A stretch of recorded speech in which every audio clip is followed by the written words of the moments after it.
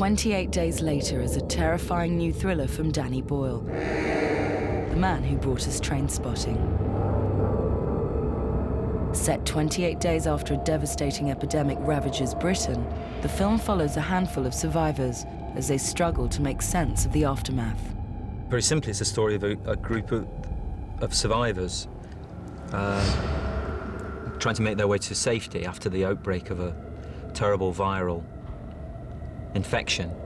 It gives people this incurable disease which fills their veins and blood with pure rage, and it turns them into these infected people. And then eventually, everything just stops, and you know, there's only so many people left.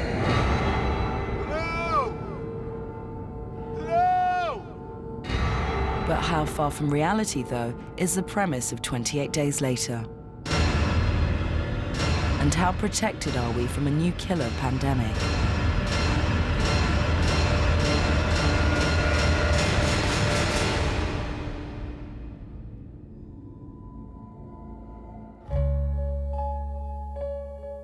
We evaluated overall trends in deaths due to infectious diseases. Looked at in this way, infectious diseases haven't gone away. They have increased as a cause of death in recent years after decades of decline. The threat to us at the moment from infectious diseases is probably as big as it's ever been and getting worse. The threat of infection to human mortality on a worldwide scale is still very great. We have to anticipate that there will be a major pandemic at some stage. There will be many deaths associated with that. I remember actually when I was at secondary school and my teacher was saying that, you know, we shouldn't worry about global warming or any of these things. She said you should worry about viruses, and that, for some reason, has always stayed with me. There's something very interesting happened while we were filming. There were two German scientists who created a totally synthetic polio virus, but they got all the material off the web. This is the new fear, isn't it? You know, even in weapons of mass destruction, what everybody's really worried about is the anthrax, smallpox, those kind of things. Infectious diseases are indeed the new paranoia that's striking Western society. It is this fear of invisible threats to you, you know, just something there in the air, waiting to strike. If you forget about a disease and consider it beaten, then the organism will take the opportunities which you increasingly offer it.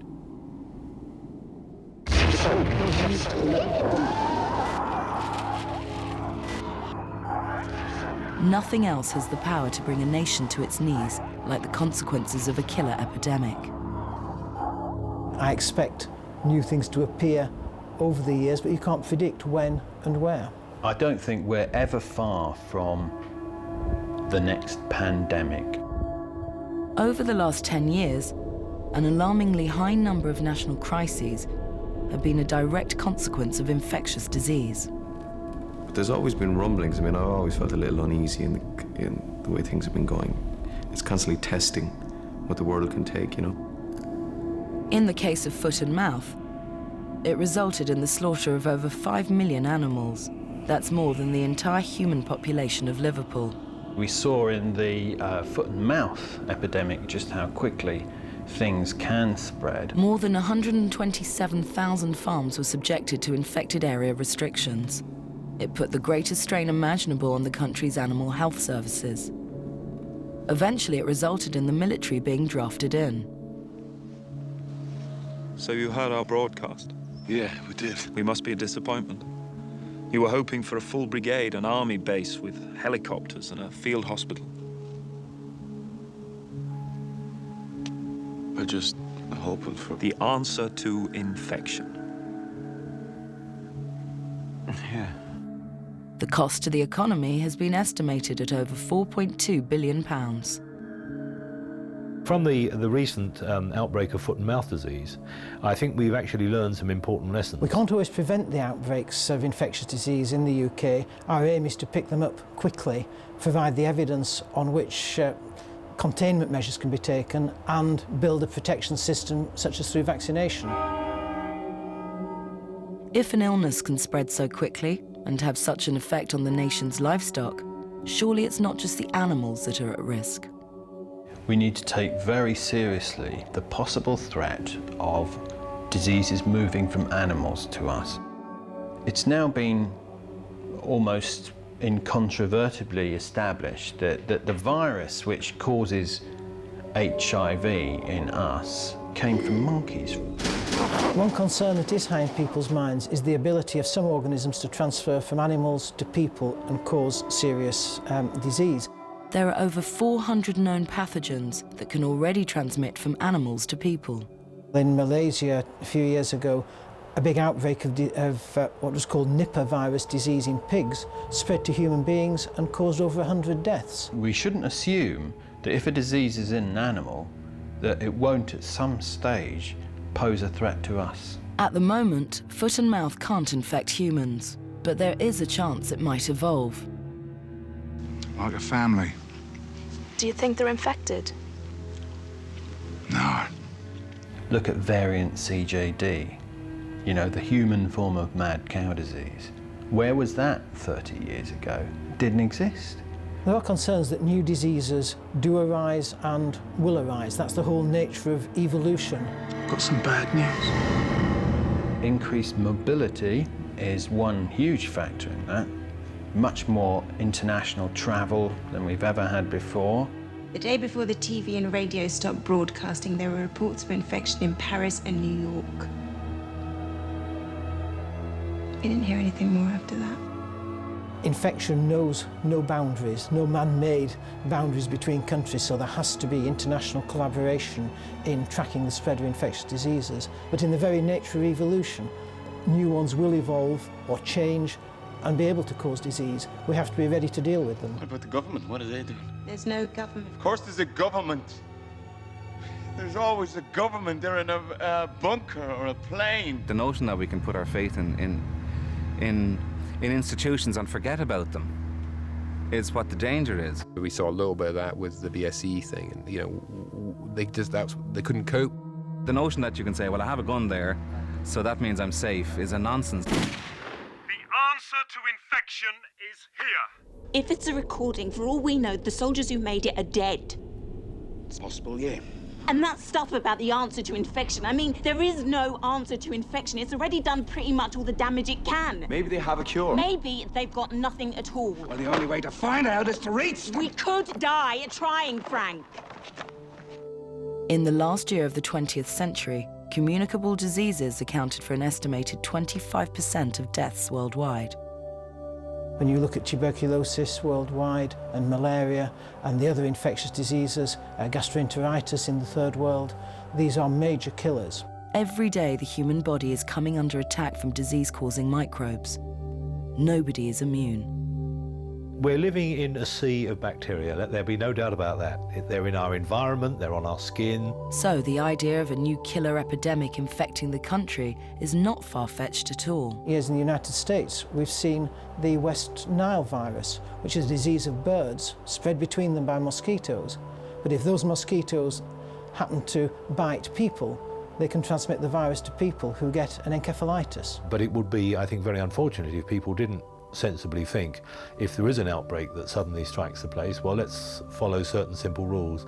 Because if something like this were to happen, like scares or biological warfare, that's what you see happening. I see this panic, you know? And what you get in this film is the remnants of panic.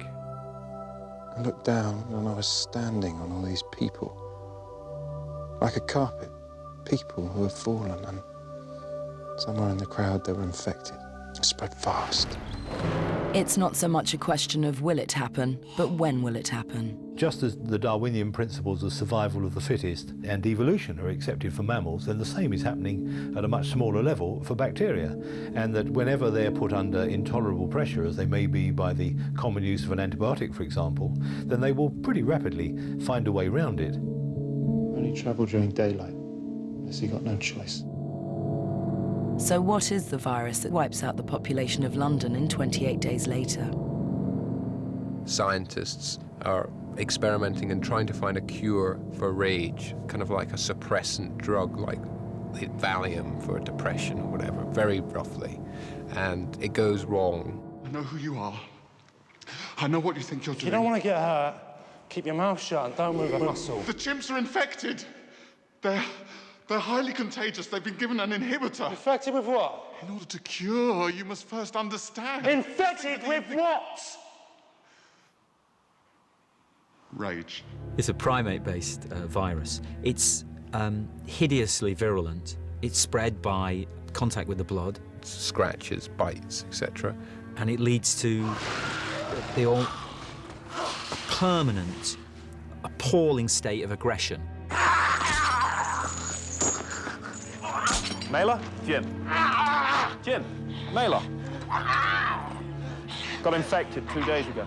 Feel this incredible rage which blots out any other feeling at all, and you know, rage manifests itself in just totally wanting to destroy another person, destroy buildings. It's just about complete destruction. Imagine yourself in your worst moment of road rage and multiply it by 1,000,000, and that's what these people are like.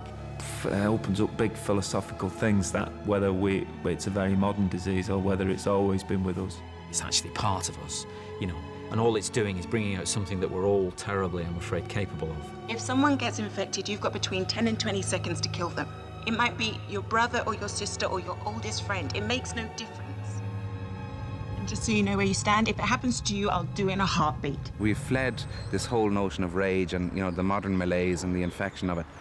And we come into something that's even more frightening, which is where that notion of survival hits base, and where it's every man for himself. The world is over, and it's just how you deal with continuing life. Do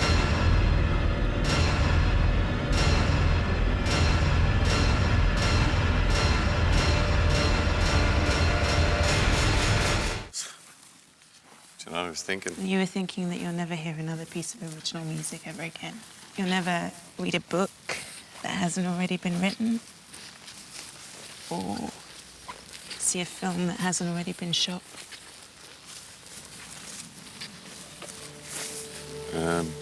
That's what you were thinking. In 28 days later, the filmmakers created a thoroughly gripping vision of a country crippled by a new disease. For me, when you read a screenplay that's a good screenplay, you see the film, and that's the way Alex writes. If you've read The Beach, whatever you think of the story, I think you visualize it, you want to know what happens next. What attracted me most about the script was the intelligence of it and the issues that it was trying to investigate and the comment it was making on society in general. If you look at the whole life of the planet, man has only been around for a few blinks of an eye. So if the infection wipes us all out, that is a return to normality. I thought the script was terrifying. I thought it was a real page turner. When I find myself saying the lines in my head, I usually figure I wouldn't be miscasting it. I was reading it thinking, oh, this is my kind of film. And so it's like I'd go to watch it in the cinemas, and so. That's what I said to him. I said, I like this, Danny, it's terrifying. Good.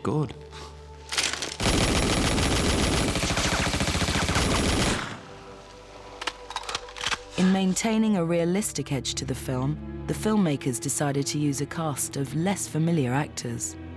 Jim is like the everyman, do you know what I mean? He's just the guy off the street, he's the bike courier. He wakes up out of a coma in a hospital, and the hospital is just completely abandoned, and he walks out onto Westminster Bridge, and London is just desolate, and there's signs of that something unusual has gone down. Selena is one of the people who's survived the rage virus that's been set loose. She's had to shut down emotionally in order to survive, so she's quite cold. You should be more concerned about whether they're going to slow you down. Right, because if they slowed you down... I'd leave them behind. In a heartbeat? Yeah. I wouldn't. Then you're going to wind up getting yourself killed. I have this wonderful relationship with my daughter, and we're hiding out in survival mode in a high-rise flat.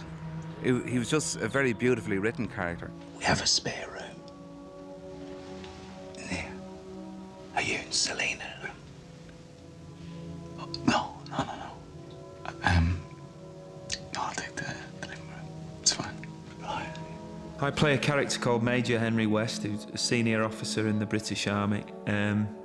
He and his 8 soldiers are uninfected. But basically what he's done is he's taken over a stately pile, a mansion, and he's made it impregnable. High perimeter wall, which helps. And we've been lacing the ground with tripwires and landmines. You wouldn't want to mow the lawn, but if they get in, we hear them. She doesn't trust the army saying that they have the answer to infection, and she knows that there actually is no answer to infection. He represents the head and Jim represents the heart, and ultimately there's conflict between the two. I want to give you a chance. You can be with us. To create a more urban feel to the images, the filmmakers chose digital video over film. I think it's beautiful for urban work. It has a grittiness about it that's magnificent for your city movie, really. Hey. What's that? Let's go. This is the way we record our lives. We're surrounded in this city by cameras. They're everywhere, and they're all these DV cameras, all types of them, and they're recording our every motion all the time. It definitely suits the story, suits the British story, particularly that sort of slightly rough edge. I think when you want something like this to feel really real, you know, it's an appropriate medium to use. Hello?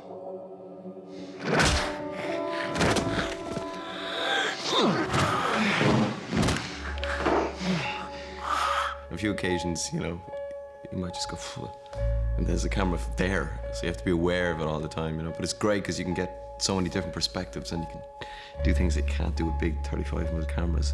You can't just sort of wait for your single or for yours close-up shot or whatever. You're always mindful there's at least 2 cameras on the go. Which you've got to be aware of as an actor, because you can sometimes think it's a wide and there's one stuck in there that is covering you very close. The film shows a post-apocalyptic landscape created in the aftermath of the epidemic. But creating a completely deserted vision of London was no easy task. We never would have shot that with film. The police were quite happy to assist us, and the councils to assist us doing it because we could do it so quickly. We could be ready to shoot in literally minutes.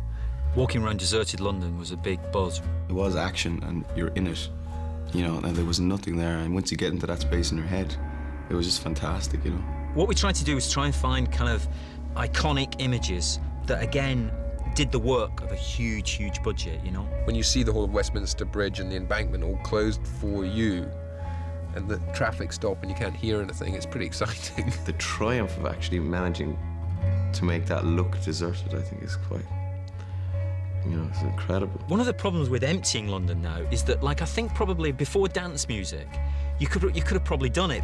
But now, because of dance culture, of course, which has opened clubs, people are piling out of the clubs at dawn, you know, and they overlap with all the kind of people arriving to clean the offices. The filming also required an entire section of the M1 to be closed.